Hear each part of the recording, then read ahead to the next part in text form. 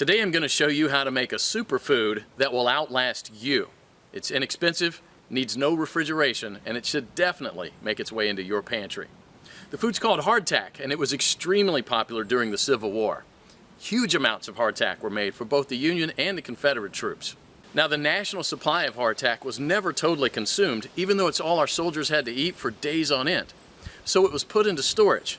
It was brought back out 50 years later, this time for the Spanish-American War. Now, the awesome part is that you can bring back to life this 200-year-old food from the Siege of Yorktown right in your very own kitchen. Okay, so as crazy as it may sound, you only need 3 common ingredients that I'm sure you already have in your kitchen right now.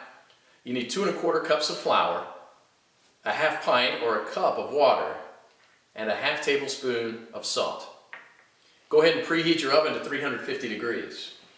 Add the flour and salt into a mixing bowl and then pour the water. Mix all the ingredients together.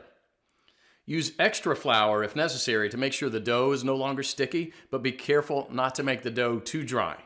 If you do add too much flour, add a little more water. Knead the dough until it's easy to work with. Now here comes the fun part. Roll the dough into a rectangular shape. Hardtack was about a 1/2 inch thick, so don't worry about making it too thin. Now bake the dough for 20 minutes. Take it out of the oven and cut it into large squares about 3 inches by 3 inches. Then poke 4 rows of 4 holes in the cracker using a stick or a fork. Flip the squares and return them to the oven for 30 more minutes, maybe even an hour, just to make sure it gets completely dry. Then turn off the oven and allow the hardtack to completely cool. And here's what I got.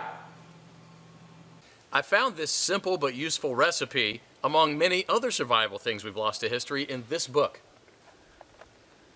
This is an ancient food that has carried entire nations through tough times.